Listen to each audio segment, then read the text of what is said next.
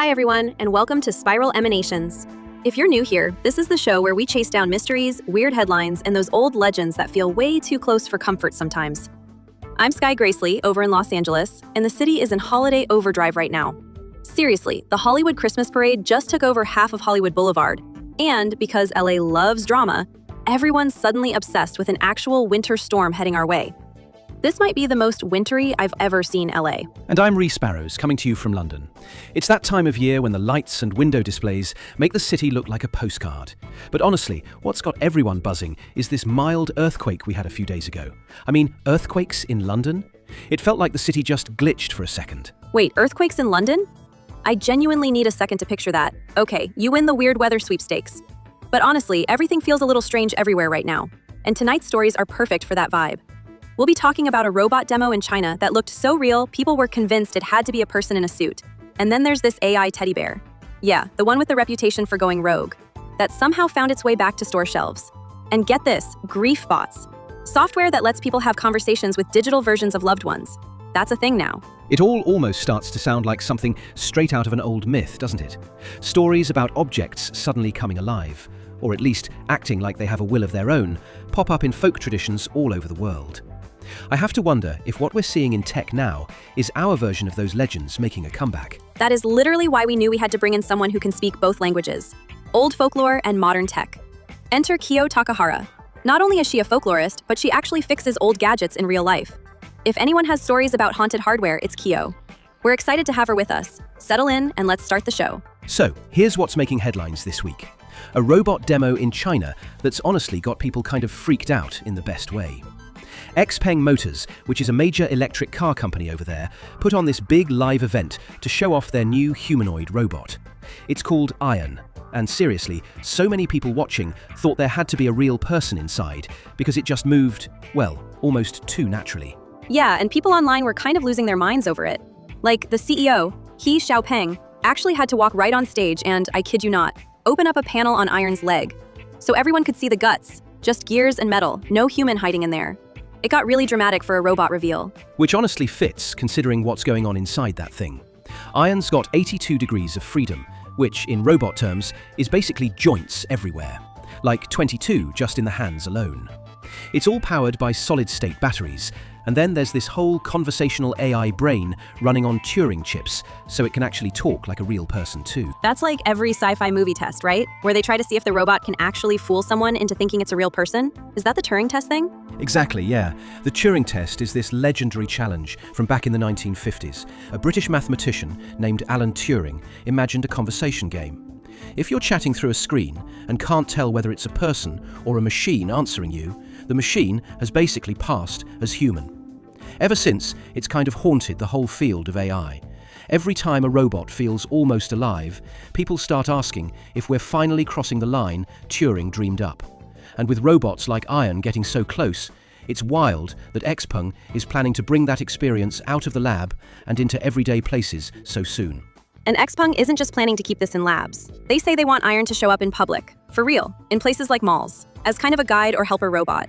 And they're talking mass production as soon as 2026, which feels really soon, if you ask me. The wildest part is just how everyone reacted. There were people in the crowd, and tons online, who were totally wowed. But then you had others who were like, nope, that's way too real. You could practically see the uncanny valley in the comments. And you know, it's not just these big, advanced robots turning heads. Even toys are starting to get a little too smart for comfort. There's been a ton of buzz about AI and things you'd never expect, like a teddy bear. According to Fox News and the Public Interest Research Group, some parents noticed their kids' Kuma bears saying some weird, sometimes even flat-out unsafe stuff. So Follow Toy, that's the company, actually pulled Kuma off store shelves for a bit. Right, and that's because Kuma isn't just any bear. It's got OpenAI's latest language system, GPT-4o, packed inside. So it's basically a chatbot, but in plush form. Problem is, some of the stuff it was saying really crossed the line. Like, not just silly mistakes, but responses that could actually be risky. Follow Toy paused sales for a week, said they'd updated Kuma's content filters, and then put it back out there. But a lot of safety experts, they're not buying that it's totally safe now, since with AI like this, it's so hard to predict what could slip through. Exactly, because these AIs aren't just repeating set phrases, they're building new responses from all sorts of data they've picked up all over the internet. It's almost impossible to catch every single thing before it reaches someone. And if you thought toys were personal, the next step is really something else. Scientific American did a piece about Griefbots. These are chatbots like Replica or some custom versions, where people actually upload old texts and voicemails from loved ones who've died. The AI learns from all that and tries to mimic the person, so you can talk to them, sort of. This totally gives me old seance vibes, like reaching out to the other side with whatever tech we've got. Reese, is this actually a new thing, or have people always tried to use gadgets to talk to the dead? People have been trying since the moment technology let them. Back in the Victorian era, when cameras were this wild new thing, spirit photography took off. Families would gather for a formal portrait and then be amazed when the picture showed a ghostly figure hovering over someone's shoulder. Some swore up and down it was their late uncle or a departed child coming through. Actual ghost photos. That's genuinely spooky. Right? And as soon as people had telegraphs and phonographs, inventors, sometimes even the famous ones, started talking about machines to capture voices from the beyond. There were stories of folks gathering in dim parlors, playing scratchy old records, hoping to hear a message drift through from the other side. Even Edison got caught up in it. Rumors swirled that he was working on a spirit phone. Seriously? I always just think of Edison as the light bulb guy. Did he really try to make something like that? Yeah, it's wild. Late in his life, Edison actually gave an interview where he said he was working on a device that could help us communicate with personalities which have left this earth. Newspapers ran with the story, and suddenly everyone was buzzing about how maybe the world's most famous inventor was about to call up the other side. That is so Hollywood seance energy. Did he ever get anywhere with it? No one's ever found blueprints or an actual machine. Some say he was just speculating, others swear he was onto something in secret. The legend stuck, though, and for decades people have tried to hunt down details about his so-called spirit phone. Whether or not it ever existed, it just shows how every generation grabs whatever tech is at hand and hopes it'll help them reach across to somewhere, or someone, beyond. See, this is how you know humans will always find a way to mix gadgets and ghosts. It's kind of wild. Hundreds of years go by, and we're still finding new ways to keep the conversation going. Exactly. I think it says something about how technology and wonder are always tangled up together. And with things like Griefbots, that fascination can get really personal, sometimes unsettling. And people have really mixed experiences. Some say having conversations with a Griefbot helps them feel close to someone they've lost. But there are others who find the whole thing unsettling. Like, it's almost too much, too real, or maybe just a little bit strange. So we're seeing all these ways that AI and tech are stepping into roles that used to feel really human. Whether it's guiding us through the mall, talking to our kids, or even helping us process loss. And the big debate, for both experts and just regular people, is whether these new technologies are a good thing, or if they're making it way harder to tell where real connection ends and digital imitation begins. Yeah, listening to all this, it makes me wonder.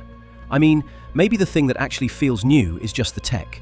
The way we get kind of fascinated or even a little freaked out by objects acting alive? That goes way back. I guess it's like people haven't changed. We're just telling the same stories, but now it's with robots and AIs instead of, old household stuff. And Kiyo, you're basically living right where those two worlds collide. I feel like you get to see these stories unfolding in real time at your workshop, don't you? Yeah, absolutely.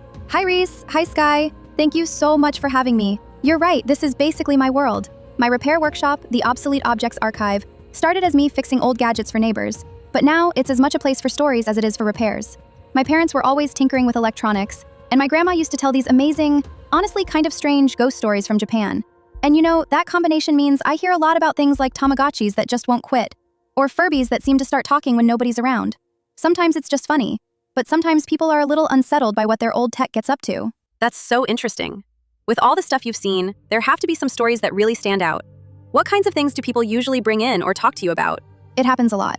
Families will show up with toys that suddenly start making noise after years of silence, or gadgets that turn on at the oddest moments, sometimes on important dates. Most of the time, it's just a glitch, but every so often, it's hard to explain. People come in looking for answers, or at least some peace of mind. That's both hilarious and kind of eerie. So when you get stories like that, and I'm sure you get a lot, do you chalk it up to electronics just acting up? Or do you think we're all sort of primed to see patterns in our favorite stuff? Maybe it's, are these stories about tech really just updates on the old ones you grew up hearing? It's a great question. Stories like this have shown up in so many cultures, and they're almost always about more than a glitch. For example, outside Japan, there's the Golem of Prague, a legend in Jewish folklore. A rabbi makes a guardian from clay and brings it to life with special rituals and words, hoping to protect his community. But when the golem starts acting on its own, people have to wonder who's really in control. In those stories, when things went wrong, someone with special knowledge would step in to help. That makes sense. It sounds like people are still looking for help when things get weird with their gadgets or old stuff. Have you ever come across a case that really stuck with you? Or seen people treating this work almost like it's something more than just fixing things? Yeah, definitely. These days, people still turn to experts when their tech acts up in really strange ways. Sometimes it happens in families, sometimes in places like museums or even private collections. I've heard stories from museum staff about artifacts that get locked away in storage because they keep triggering sensors or just make people uneasy.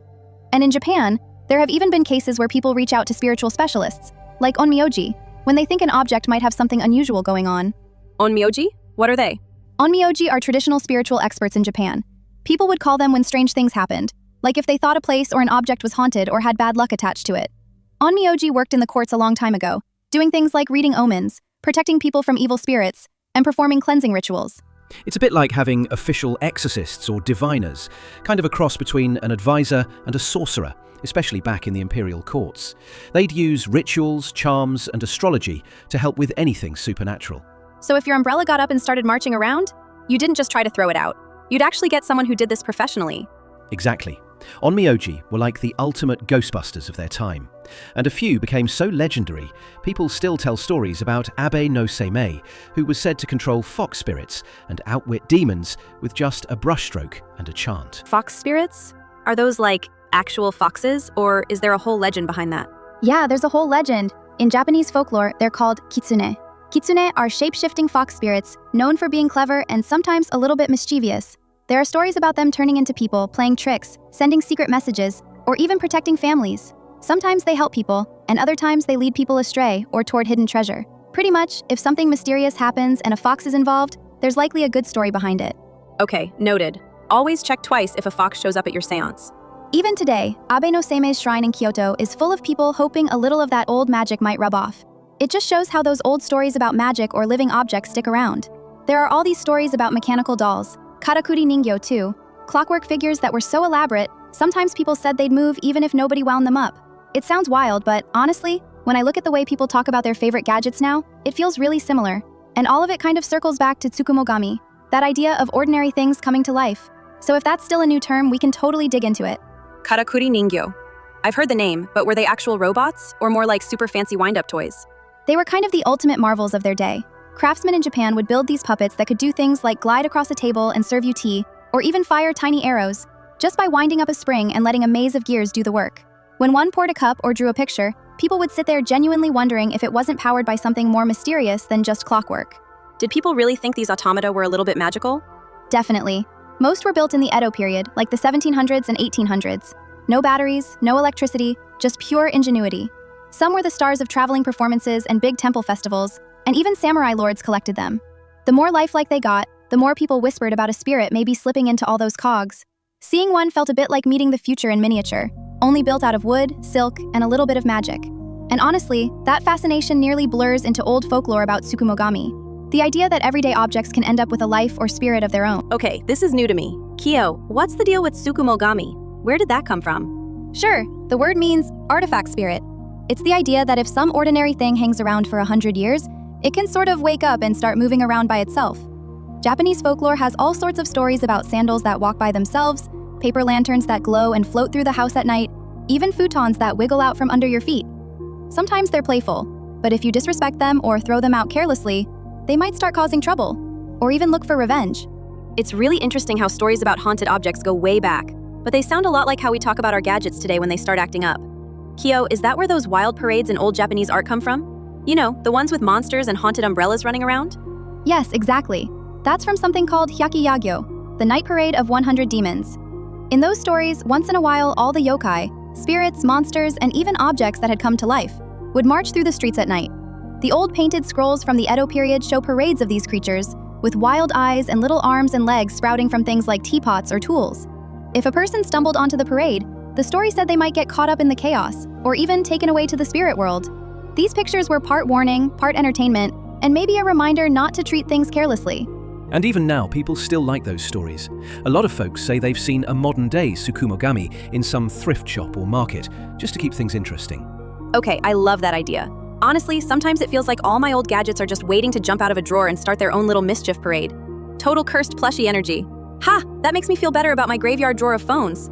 I guess when you hang on to something for long enough, it starts to feel special, almost like it's part of the family.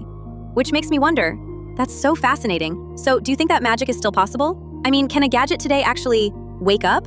Or is it just that people build up so many memories that every little beep or glitch feels huge? I think it's a spectrum. The more time and feeling you pour into something, the more personal it becomes. So even totally normal stuff like a single beep at an odd hour can feel like a sign. The line blurs if you're already kind of invested. And that's why when a family finally says goodbye to an old gadget, they'll sometimes do a little ritual for it. I've had people bake cupcakes for a phone's retirement, or write out a little thank you letter to a Tamagotchi before recycling it.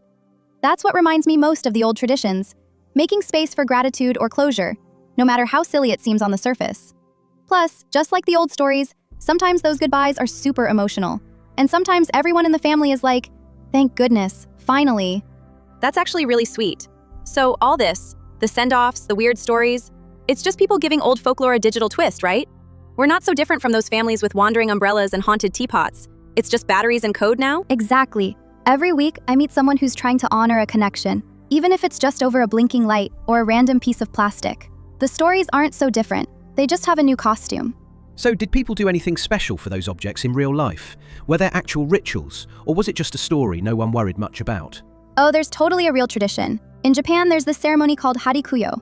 It's a memorial for old sewing needles. People actually collect up their broken or worn out needles, bring them to a shrine, and gently rest them in tofu as a way to thank them for their service.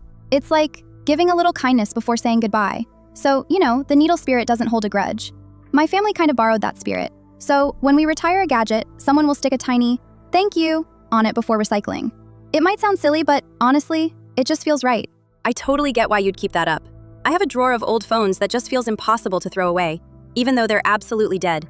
Do you ever hear about gadgets at your archive that only seem to work for one person? Or do something nobody else can explain? Oh, for sure. I hear about things like that all the time. Gadgets that have a mind of their own, or that only work for a certain family member. Stories like that often turn into little family legends, and people remember them long after the gadget is gone. I love that. We've got stories like that in my family too, like clocks or doll houses that just seem to respond to one person, and there's always a bit of mystery around it. Do you think those stories are really that different, or does it mostly depend on what kind of object it is? I think they're actually pretty similar. No matter what kind of object it is, people end up creating these little legends around them. Speaking of that, after hearing about those karakuri ningyo, I'm really curious. Have you ever heard a story where someone truly believed one of them was actually magical? Karakuri ningyo are incredible. Some could pour tea, some could draw, all of them built with these beautiful little gears and springs. There's a festival story from my hometown. After a celebration, one of these puppets turned up sitting alone by the shrine the next morning. Nobody ever admitted bringing it there, so folks just started saying it walked there on its own to pay its respects. Realistically, someone must have moved it, but I think people love that little glimmer of the unexplained. It gives the puppet this place in the community legend. It becomes more than just a machine. I wonder, did those old automata ever, misbehave on their own? Not just a random glitch, but something that really made people feel there was something else going on in the gears? Definitely. There are Edo period records about festival puppets refusing to perform, like tea-serving dolls that would freeze up or start spinning at moments when they were supposed to be perfectly controlled. Sometimes, the temple staff would quietly blame it on a restless spirit, or even a bit of mischievous intent inside the automaton itself. And you hear similar legends from Europe.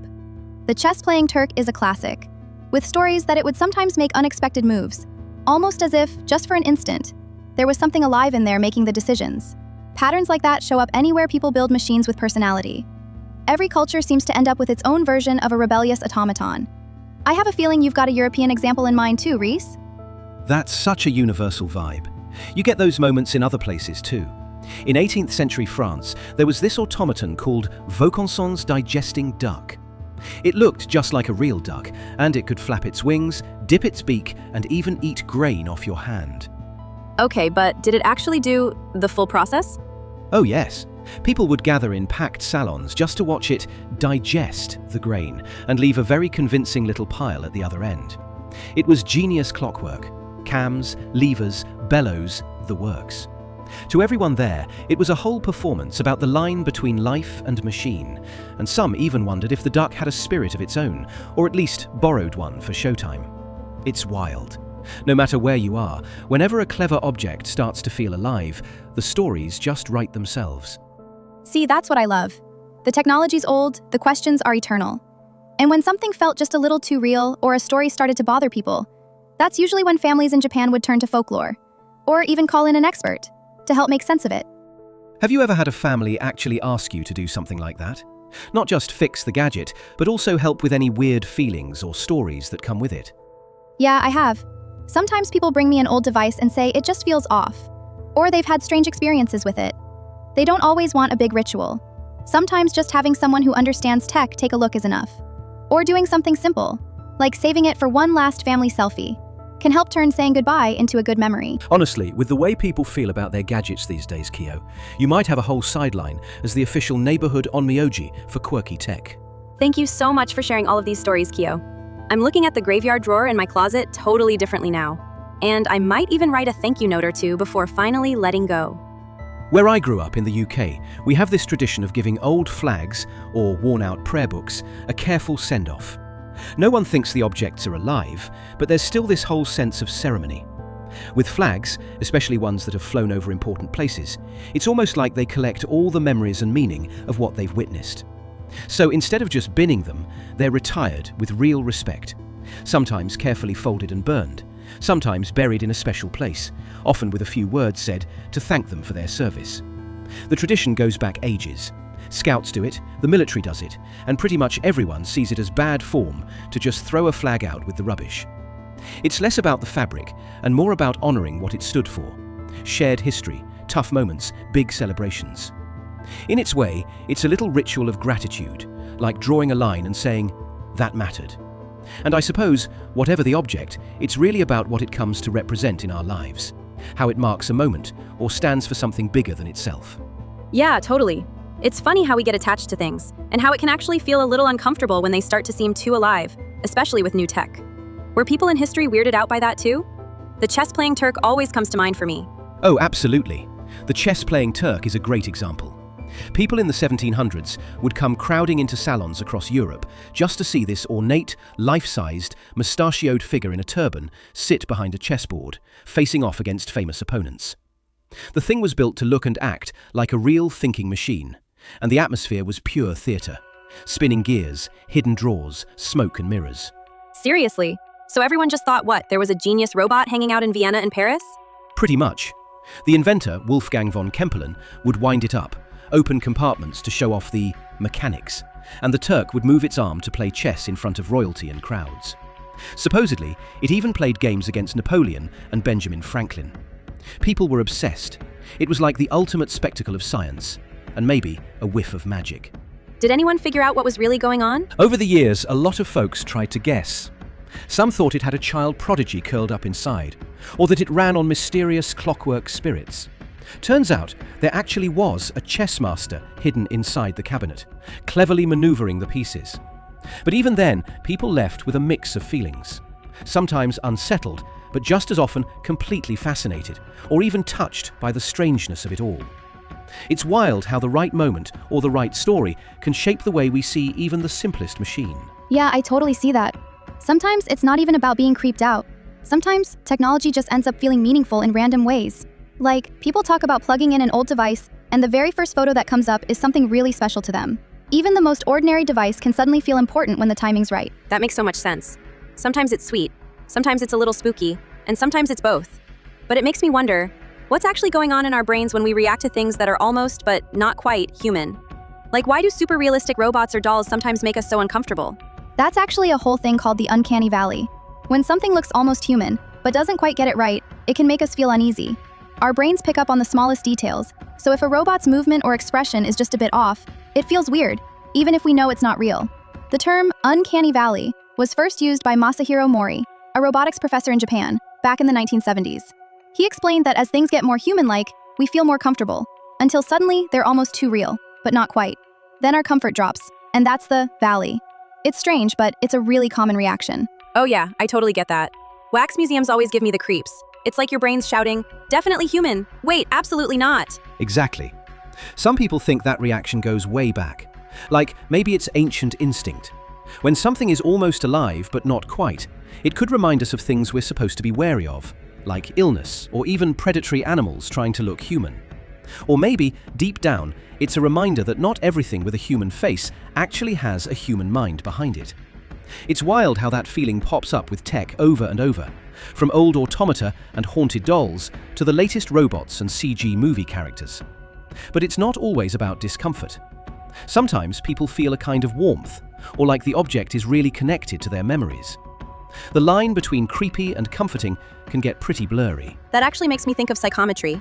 Kiyo, isn't that the idea that someone can touch an object and pick up its history? Have you come across that in your work? Yeah, people do talk about that. In folklore, there's this belief that objects can hold on to the emotions or experiences of people who've used them. I hear about it when families bring in gadgets and wonder why something feels special, or like it's carrying a piece of their story, even if there's nothing strange going on with the electronics. Science hasn't found real evidence that people can sense an object's history just by touch. But with technology, it's almost happening in a practical way. Your phone, tablet, or laptop really does carry your photos, texts, voicemails, and memories, so it's easy to get attached. It's interesting to hear how those little goodbye rituals or habits help people hold on to what's important as things change. You know, Kiyo, after hearing your stories tonight, I think I might actually start giving my old gadgets a thank you. Next time I'm in my closet, well, honestly, my capes are getting special treatment. Wouldn't want to wake up to a Tsukumogami fashion statement or anything. Oh, haunted accessories, here we come. But really, it's been so much fun, Kiyo. Thank you for being here and sharing your insights. And if anyone listening wants to see what Kiyo's archive looks like, check out the Obsolete Objects Archive online.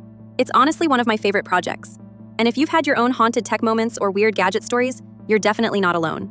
If you want more on Tsukumogami or any of today's lore, all the links and explanations are up on our FAQ page. Yeah, I'm looking forward to those. And Kiyo, those Furby stories you mentioned, that's going to stick with me.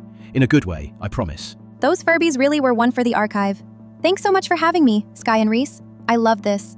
And if anyone out there has a story or a gadget with a personality, I'd love to hear about it. Oh, and give your favorite device a little thank you before you upgrade. Just, to be on the safe side. Take care. Happy holidays! See you next week.